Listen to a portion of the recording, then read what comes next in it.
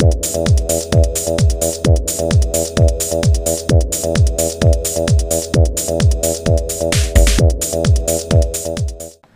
folks, today I'd like to take a casual peek into the Green Lantern Guardians of the Universe Baris action figure.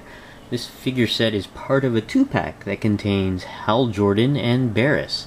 This set first came out in 2011, and that was about a month before the Green Lantern movie.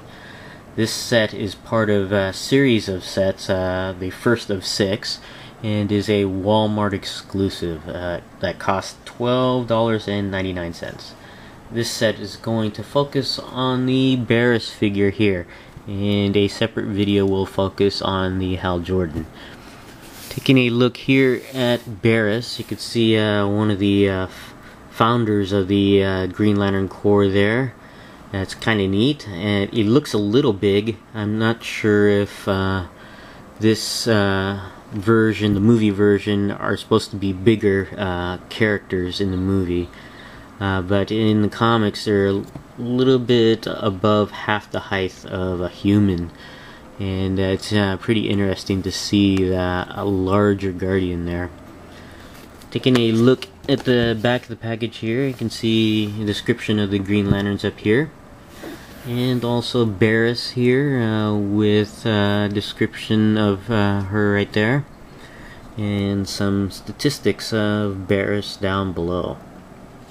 Now we'll be right back and have Baris out of the package. Alright, we're back and we have Baris out of the package, and it is an interesting, neat little figure. And taking a look at Baris here in more detail, you can see that she has lots of detail. It's very, very cool.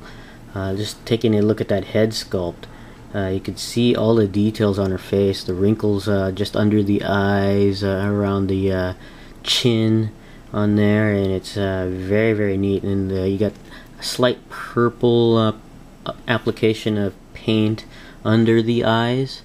It adds a little depth to it, and it's actually very cool.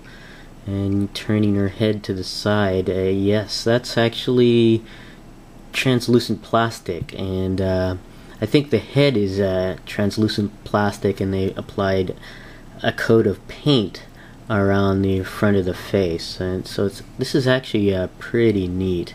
You can actually see into the figure's head there.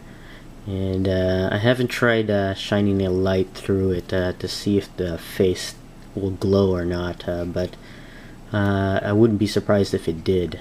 But this is a very, very cool looking figure on there. And more detail on the figures, the robe here, you got the Green Lantern Corps emblem on her chest, got some gold detail on the neck there. It's actually very cool. And of course you got these red robes here. Wish it was white going down the middle, and I may end up painting this area here white to reflect the comics a little bit on there. But very cool figure, and this robe is very interesting as well. When I saw this figure in the packaging, I noticed that there were no feet on the figure. It's just robes that were hanging down, and I was very curious how this figure was going to stand, and I was planning on actually creating a makeshift stand for this Guardian figure. And in the end, you really don't need to, because the way these ends of the robe here, you can see it just hollowed out in the up to the base of the head there, but these ends, this front end and this back end, actually provide great stability, even though it looks non-uniform there on the ends. It looks, different lengths, but these tips here along with the front here actually provide a lot of stability, and you can just place the figure there and it'll stand on its own, which is really, really great. It's really neat. So it looks like she's sort of levitating off the ground a little bit on there, and it's very, very cool. And one thing I was kind of curious about as well is that when I saw this Guardian in the package along with the Hal Jordan figure, I thought it looked a little bit larger than I was expecting. And let me bring out the Hal Jordan figure here.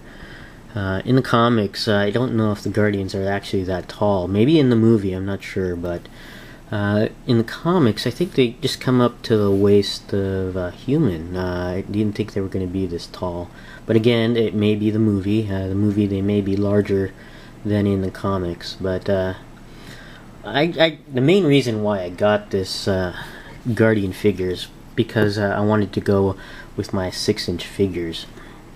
And after comparing them, let me bring out Hal Jordan in the DC Universe Classics figure here, and you notice right away that it's a little bit smaller than a 6-inch scale figure, even smaller than the expected height of a Guardian there.